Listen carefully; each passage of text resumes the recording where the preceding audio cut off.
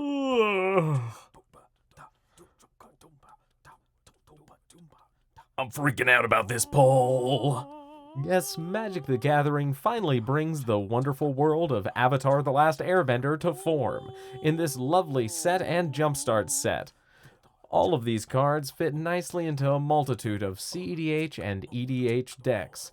However, today we'll focus in on Fire Lord Zuko, everyone's favorite prickly little emo teenager. This spry-legged little man is going to be a fun way for us to build a super blinged out and thematic deck around everyone's favorite exiled little princey boy.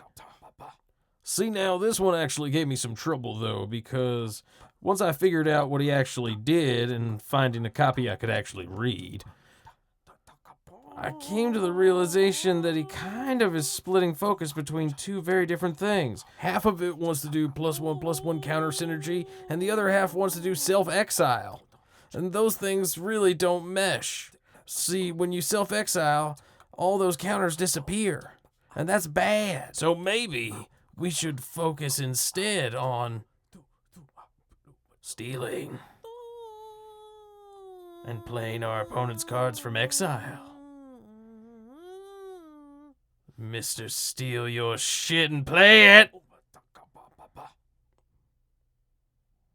But we'll get to that in just a second. I'm sure you're excited as I am. But first things first, as pretty as this card is, I have no idea what it says, and neither does anyone else. There's no text on it. I can't read it. You can't read it. There's only a few words on it.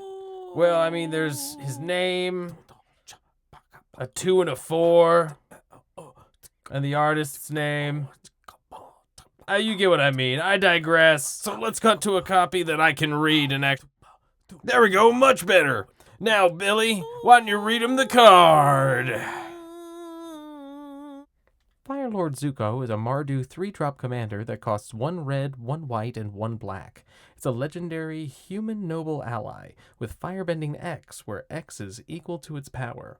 Whenever you cast a spell from exile, and whenever a permanent you control enters from exile, you put a +1/+1 counter on each creature you control, which has the ability to snowball into the late game into an incredible source of command damage. Let's move on. Thank you, Billy.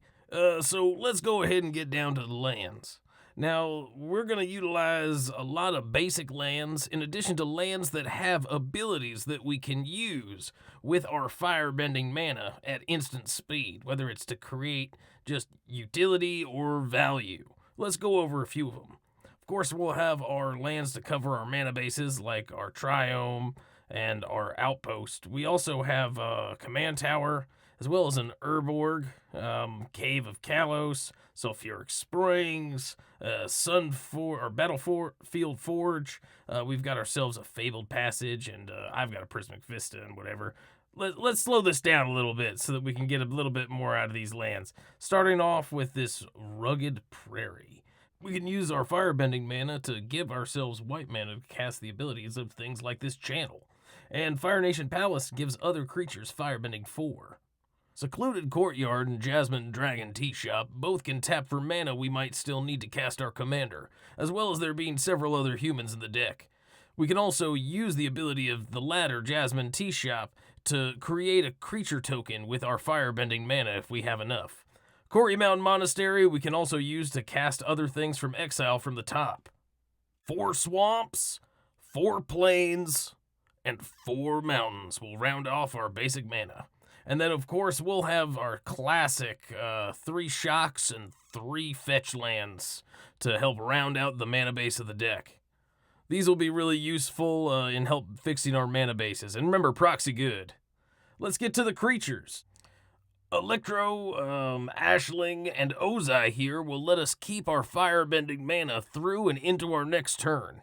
And once we have enough mana on reserve, Ozai there will be an excellent attacker in the late game, while the other 2 do their own specialized thing. But having this pool of extra mana open will help us tremendously to play other cards and sorceries that we might want to utilize some of that extra firebending mana for that we can't at instant speed. Norin the Wary and Ravagan are excellent turn 1 plays in the deck. Ravagan will exile a card from our opponent's library, as well as create a treasure token for ramp. Norn the Wary will give us a total of 4+1/+1 counters on all of our creatures every go around the board, which makes him one of my favorite cards in the entire deck and one of my favorite turn 1 plays. The Voidwalker is some excellent graveyard hate, and the card that we cast is from exile to boost the board. Enti will help us send stuff to the graveyard to recur, and will give us things to play from exile to boost the board. Opposition Agent is a bit of a jaded card, but those cards from exile will also boost our board state with our commander's effect. Now for some legendary creatures, Prosper Tomebound will be both ramp and exile boost for the deck. Revi will give our things Death Touch, create more ramp, and then also give us things from exile to boost the deck. And then Appa will serve as some quick-witted protection with that flash trigger, as well as another exile to boost the effects of the deck. Now these three are in here mostly for flavor and could be switched out with whatever you like. But Iroh has Haste and Mentor, which puts some +1/+1 counters on the board, in addition to giving all your counter creatures Firebending 2.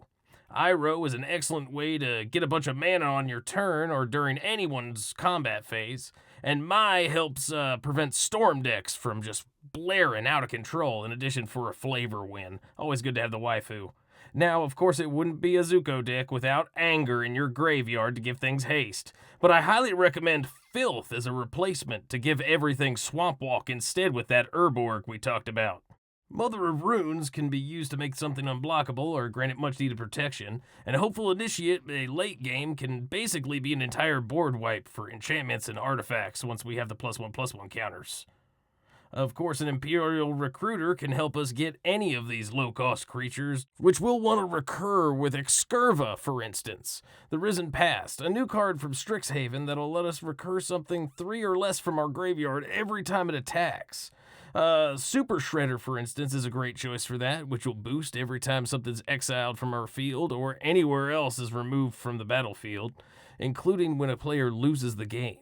The Two Heavens is one, of course, nice to have a combat doubler, which will double up our firebending mana, and then Gandalf the White, which will give our legendary spells, which, let's be honest, we've got a lot of in this deck, flash, as well as our artifacts flash, which we can then utilize our firebending mana to cast, which we'll see more of when we get to the artifacts in the deck. Now, what would a Zuko deck be without his Dragon Companion? And Hellkite Charger will go infinite with combat triggers if we can get Zuko's power up to 7 while it's on the field. Speaking of infinite combos, let's go to enchantments, where Quest of the Pure Flame goes infinite with All Will Be One. Animate Dead makes for some good recursion, and Agent of the Shadow Thieves is wonderful for giving our commander indestructible while it attacks, in addition to giving it a +1/+1 counter every time it does so. Firebender's Ascension can give us a token creature to work with, in addition to becoming a second copy of the Two Heavens of One. Airbender Ascension can essentially become a teleportation circle, in addition to its on-cast exile effect, helping us boost our board. Ghostly Prison helps prevent us from being a target for aggro decks, and then Fated Firepower is going to be one of my favorite new cards from the set, boosting all damage that we deal from sources we control by whatever amount of mana we like to put into it when we cast it. Now, both of his grandpappies are going to make an appearance in this deck, with the Legend of Roku being a saga enchantment for 4 that allows us to not only exile things and play them, but also give us mana to play them with. And once he flips around, he's going to be a 4/4 creature with Firebending 4 that'll create 4/4 red dragon creature tokens with flying and Firebender 4, and can create those in mass. By the end of the game, we're going to have a board of flying aggro guys coming at their faces. Now let's go back to the Rise of Sozin. It'll serve as a lovely little board wipe in the late game, as well as allowing us to get rid of whatever card we might think our opponent might try to win with as well. Now, when it flips, it'll become Fire Lord Sozin. He'll be a Menace Firebending 3/5/5, and whenever he deals combat damage, we'll be able to take something from our opponent's graveyard and play it ourselves onto our battlefield, which is going to be nice once their graveyards are full. Now we get to our artifacts. Of course, we have our Soul Ring and our Arcane Signet, Flavor Win. And then we'll have Aang's Iceberg, the Ozolith, to help keep all our +1/+1 counters around, in addition to a Swiftfoot Boots, which will give our things haste, and some much-needed hexproof to help it stick around the board. Speaking of protection, some much-needed pieces of that are going to be the Silver Shroud costume for quick shroud access with flash speed, and also with flash speed, the Mithril Coat. We can use our Firebending mana to cast each of these, and the Silver Shroud costume has the benefit of also giving our commander unblockable. Now, we'll also want some swords for our Zuko, as he's known to use. Leo's Katana is going to be a sword of sinew and steel to help destroy some pesky planeswalkers, and Sword of Hearth and Home will be some much-needed ramp, in addition to its exile effect helping to boost the board even more. And one of the best artifacts in the deck is going to be Verlaken Orrery.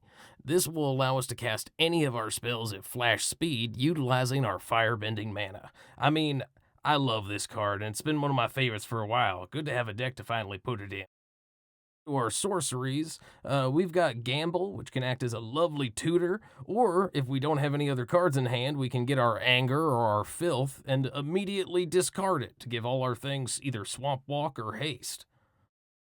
Version with Reanimate, classic, and Leonardo's Technique. We already have his sword, so might as well also have his lovely recursion card, which can not only get our commander back, but our commander and an additional combo piece from our graveyard.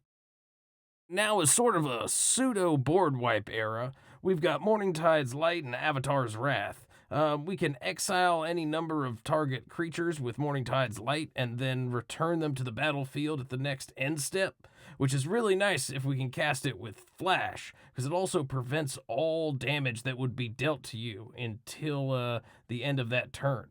Avatar's Wrath can get very salty too if you also add in a nice little Magistrate here, which they reprinted in the set, so they knew that people were going to try this absolutely heinous combo in Casual Commander again, but I'm here for it. We'll have some simple removal with Swords of Plowshares and Plath to exile. Plath, bleh, funny. Now, because we're trying to keep to the Avatar theme of the set, we'll have things like Redirect Lightning, Enlightened Tutor, and Entomb in the deck because of the reprints. Redirect Lightning is a great new card that functions essentially as an extra copy of Deflecting Swat.